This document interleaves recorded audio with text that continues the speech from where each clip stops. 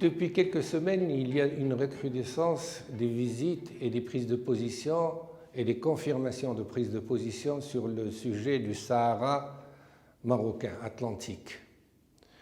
Cela n'est pas pour nous déplaire, puisque ces prises de position sont dans leur globalité en faveur de notre cause nationale. Rappelant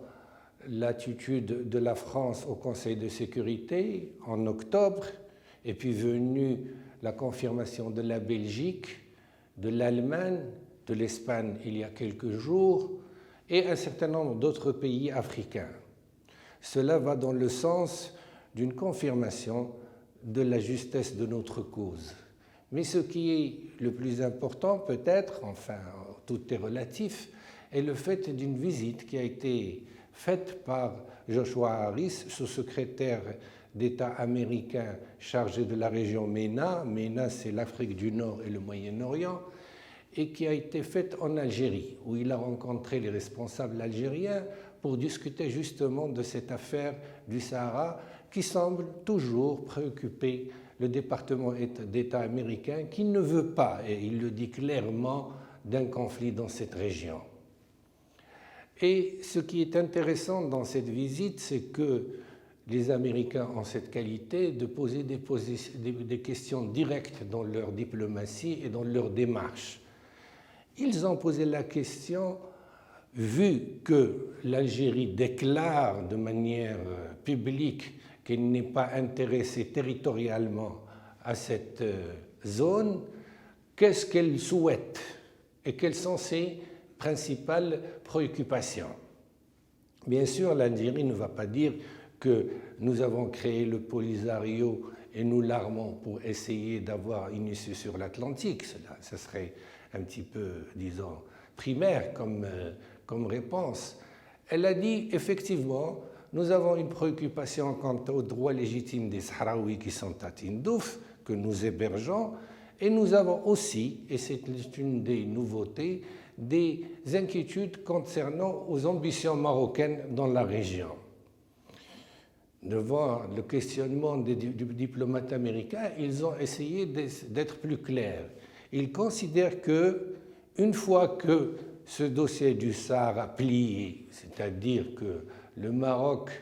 peut convaincre la communauté internationale de trouver la solution ou d'approuver sa solution d'autonomie, il va avoir d'autres ambitions sur la Mauritanie, sur l'ouest algérien et sur le sud de l'Algérie. Enfin, le sud, c'est-à-dire les pays du Sahel, puisqu'il commence à bouger même dans cette zone. Et cela suscite, de manière un petit peu victimaire ou victimiste, les inquiétudes de l'Algérie.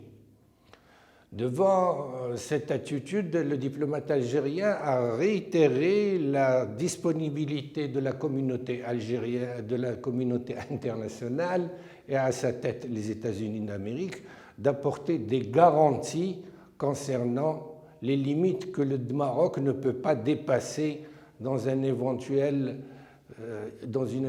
issue du conflit, parce qu'il ne bien sûr, il ne lui sera pas permis d'agresser, disons-le comme ça, l'Algérie. Et en second lieu, le diplomate américain a répété ce que le département d'État depuis quelques mois commence à répéter, c'est-à-dire qu'il sera trouvé une solution digne et équitable politique à ce conflit et qui prendra en considération, bien sûr, les préoccupations et les desiderata de la population qui est positionnée à Tindouf. Digne, ce n'est pas un terme, disons, au sens courant qui est pris, mais au sens des relations ou du droit international, c'est-à-dire, selon la Convention internationale des droits de l'homme, ou la Déclaration internationale des droits de l'homme, une solution qui puisse prendre en considération les droits de ces populations, leur droit à avoir de la liberté, d'exercer un droit de vote et la démocratie, et aussi un niveau de vie conséquent. Ce qui, grosso modo, existe déjà dans nos provinces méridionales, bien sûr, et même bien, et cela va être appelé à s'améliorer. Il faut dire que l'attitude de la diplomatie ou l'initiative de la diplomatie américaine gêne de plus en plus la diplomatie algérienne, qui, ne pouvant bien sûr déclarer qu'en in fine, elle veut tout simplement embêter le Maroc pour qu'il ne puisse pas exprimer ses ambitions et se consacrer pleinement à son développement économique et social, et avoir sa position qui est la sienne de par son histoire au niveau du Maghreb, elle dit, bon, il y a des problèmes, nous avons des inquiétudes, etc. Devant cette attitude des États-Unis d'Amérique, il y a quelques jours, ils ont préparé un autre, disons, contre-feu, ou allumé un autre contre-feu, disant comme quoi il y a une alliance entre les Émirats arabes unis suite à la visite royale et le Maroc, ainsi qu'Israël, pour déstabiliser l'Algérie au sud, c'est-à-dire au niveau du Sahel, et aussi pour acheter pour une valeur modique, je ne savais pas que ça c'était aussi bon marché, un certain nombre d'organes de presse françaises pour qu'ils multiplient les attaques contre l'Algérie. Bon, c'était quelque chose auquel nous avons déjà eu affaire dans d'autres épisodes de ce lent feuilleton des relations entre le Maroc et l'Algérie. Mais ce qui était et ce qui est un petit peu inquiétant et peut-être qui susciterait les interrogations, c'est une rencontre qui a été faite entre une passionnariat de la politique algérienne qui s'appelle Louisa Hanoun, qui est une, je crois, elle dirige un parti ouvrier d'extrême gauche d'essence trotskiste, et le président algérien. À sa sortie, cette personne qui, historiquement, a porté son soutien aux droits légitimes du peuple marocain sur ses provinces méridionales, a eu des propos pour le moins surprenants, dans la mesure où elle a dit et elle a rappelé que, quand même, il faut tenir compte que le Maroc a pu avoir le vote de la Ligue arabe en 1960, c'est assez vieux quand même, pour qu'il puisse annexer la Mauritanie,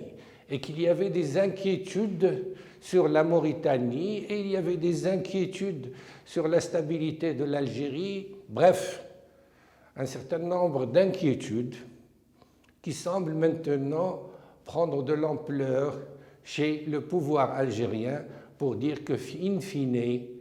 le Maroc est toujours le fautif et que cette affaire du Sahara n'est pas uniquement une affaire de récupération de droits historiques, mais une affaire d'expansionnisme, disons le mot, d'expansionnisme marocain en Afrique du Nord. Que pouvons-nous répondre à ce genre d'allégations? Bien sûr, le Maroc, avec sa diplomatie, doit poursuivre son effort pour convaincre. Il le fait bien, il remporte des victoires déterminantes chez certains pays d'Occident, même d'autres pays d'Afrique. Il doit continuer son œuvre,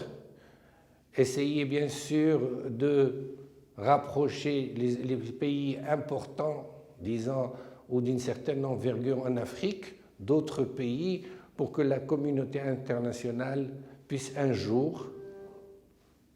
pouvoir dire que finalement la proposition d'autonomie est la proposition la plus réaliste, la plus juste historiquement, et qui prend en considération les droits légitimes d'un peuple qui a été dépiécé par un colonialisme et une volonté française de récupérer un certain nombre de zones pour faire de l'Algérie un grand pays. Bon, maintenant, il ne s'agit pas de le contester, mais le Sahara a été aussi un moyen pour affaiblir le Maroc par le colonialisme espagnol. Voilà un petit peu la situation. Doit-on considérer que c'est une situation qui est inquiétante? Non, nous ne pensons pas. Malgré tout, nous pensons que l'avenir est du côté du Maroc et que de plus en plus, le Maroc, à travers son action diplomatique, à travers les succès qu'il rencontre, est en train de remporter des victoires déterminantes. Ce n'est pas une raison pour considérer que l'affaire est pliée. Bien au contraire, nous devons continuer notre œuvre de développement dans les provinces méridionales, notre œuvre de développement du Maroc en entier, parce que, au-delà de l'aspect militaire et des rapports de force militaires, il faut dire que ce qui déterminera dans le futur notre capacité à remporter la mise, c'est le fait d'avoir un taux de croissance et une croissance économique forte du Maroc, parce que le Maroc doit, de manière claire, afficher ses ambitions économiques et démontrer qu'il a la capacité de construire une économie de flux forte, capable de trouver des partenaires au sein de l'Europe, des autres pays et se développer en Afrique. Voilà un petit peu la meilleure réponse pacifique, de droit, respectueuse de la légalité internationale que le Maroc peut déployer. Et on laissera à nos amis algériens leur nostalgie, leur envie, d'après ce que a déclaré la bien notoire Louisa Hanoun, qu'ils envisagent même de quitter la Ligue arabe parce que ce n'est plus une institution qui répond à leurs aspirations. Ils s'enfoncent dans leur isolement, ils s'enfoncent dans leur paranoïa, dans leur complotisme. Que pouvons-nous faire? Tout simplement garder le cap et dire que nous sommes dans notre droit, que nous devons travailler à l'extérieur, nous devons développer notre pays pour qu'on puisse dire qu'au moins dans cet aspect, notre génération a laissé quelque chose de bien meilleur pour les générations futures.